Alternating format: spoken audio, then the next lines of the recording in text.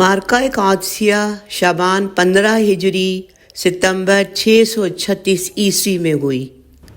یہ عہد فاروقی کی ایک اہم ترین جنگ تھی جس نے عراق، ایران، خراسان اور ترکستان کے دروازے مسلمانوں پر کھول دیے۔ یہ ہماری تاریخ کے سنہری ایام کی بات ہے۔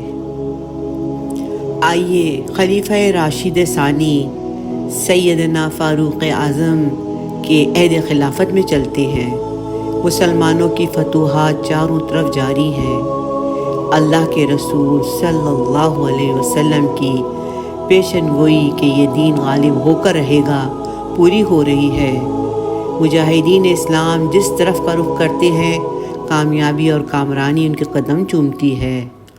وقت کی ایک بڑی قوت سلطنت فارس کے بادشاہ کسریٰ خسرو پرویز نے چند برس پہلے جب نبی کریم صلی اللہ علیہ وسلم نے اسے اسلام کی قبولیت کے لیے نامہ مبارک بھیجا تھا تو اس نے اس نامہ مبارک کو پھاڑ دیا تھا، اور رسول اللہ صلی اللہ علیہ وسلم نے فرمایا تھا، کسریٰ نے میرا مکتوب نہیں پھاڑا بلکہ اپنی حکومت کے ٹکڑے ٹکڑے کر لیے ہیں۔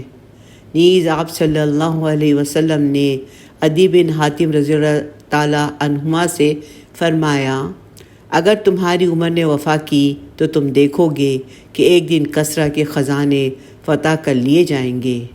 اللہ کے رسول صلی اللہ علیہ وسلم کے انہی ارشادات کی روشنی میں اسلام کے جلیل القدر خلیفہ حضرت عمر فاروق رضی اللہ تعالیٰ عنہ میدان عمل میں آتے ہیں۔ انہیں ایرانی موجوسیوں کی اسلام دشمنی کا خوب اندازہ ہے۔ یہی وجہ ہے کہ وہ دشمن کی سازشوں پر گہری نظر رکھے ہوئے ہیں۔ کیا خوبصورت دور تھا جب مسلمانوں کے نام سے کفر اپنے محلات میں لرزا کرتے تھے۔ خلیفہ ثانی آخری کسریٰ یزید گرد سویم اور اس کے جرنیلوں کے درمیان طے پانے والے ان مکروہ منصوبوں کو دیکھ رہے ہیں، جن میں وہ مسلمانوں کے خلاف ایک بڑی جنگ لڑنے کا ارادہ کر رہے ہیں اور اس کے لیے اپنی پوری قوت اور طاقت کو یکدم جھونک دینا چاہتے ہیں۔ یہ مشورے، یہ منصوبے ایک مدت سے جاری ہیں۔ دشمن آہستہ آہستہ اپنی بکھری ہوئی فوجوں کو اکٹھا کر رہا ہے۔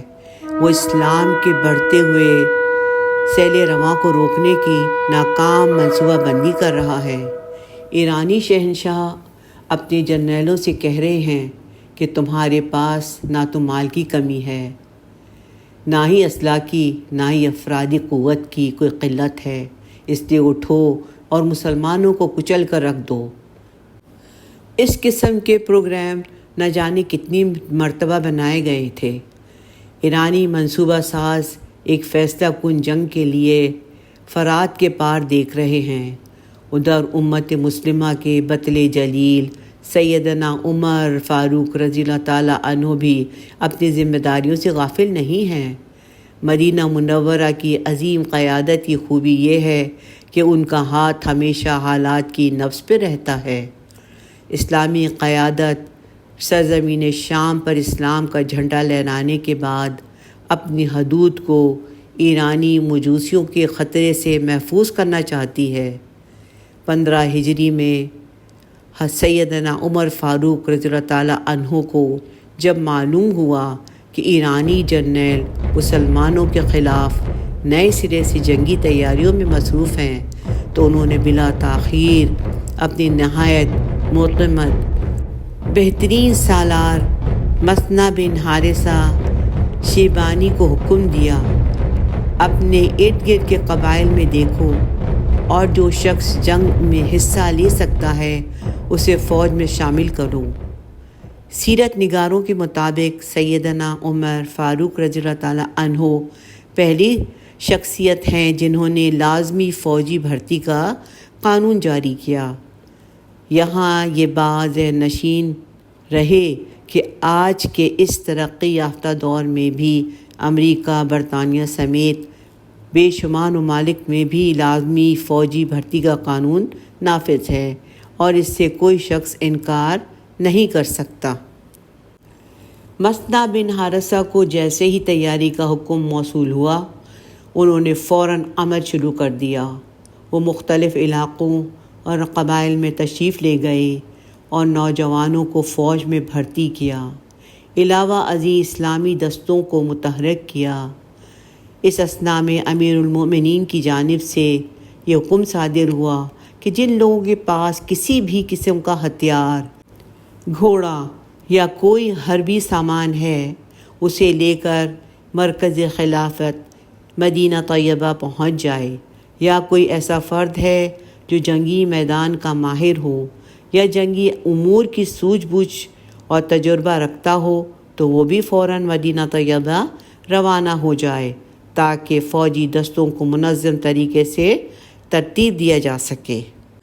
ادھر ایران میں اس وقت یزدگرد سوئم کی حکومت مضبوط ہو چکی تھی۔ یہ وہی یزدگرد ہے جس نے مسلمانوں کے خلاف چین کے بادشاہ سمیت مختلف طاقتوں کو خطوط روانہ کیے تھے۔ جنگ قادسیہ سے پہلے ایرانی حکومت کافی مضبوط تھی۔ تمام ایرانی سردار اپنے بادشاہ یزدگرد کے اطاعت گزار اور فرمان بردار تھے۔ وہ اپنے حکمران کے ساتھ ہر قسم کے تعاون کے لیے تیار تھے۔ کسریٰ نے ایرانیوں کو مسلمانوں کے خلاف ہر قسم کا اسلحہ اکٹھا کرنے کا حکم دے دیا، چنانچہ ہر جگہ سے سامان حرب اکٹھا کیا گیا، ناراض قبائل کو راضی کیا گیا، اور جن علاقوں کو مسلمانوں نے فتح کیا تھا وہاں یزدگرد نے اپنے ہرکارے بھجوائے۔ انہوں نے وہاں کے قبائل کے سرداروں کو مجبور کیا کہ وہ مسلمانوں کے ساتھ کیے گئے معاہدوں کو توڑ ڈالیں اور اپنے سابق حکمرانوں کی نئے سرے سے اطاعت کرنے کا عہد کریں۔ دوسری طرف مثنیٰ بن حارثہ بھی اپنے فرائض منصبی سے غافل نہ تھے۔ وہ ایک جنگی چال کے تحت بعض مفتوحہ علاقوں کو خالی کر کے مسلمانوں کو ایک بڑے لشکر کی صورت میں ایک جگہ اکٹھا کر رہے تھے۔ مختصر یہ کہ دونوں طرف لازمی فوجی بھرتی کے قانون کو نافذ کیا گیا، جس کے نتیجے میں لوگوں کی بڑی تعداد فوج میں شامل ہو رہی تھی۔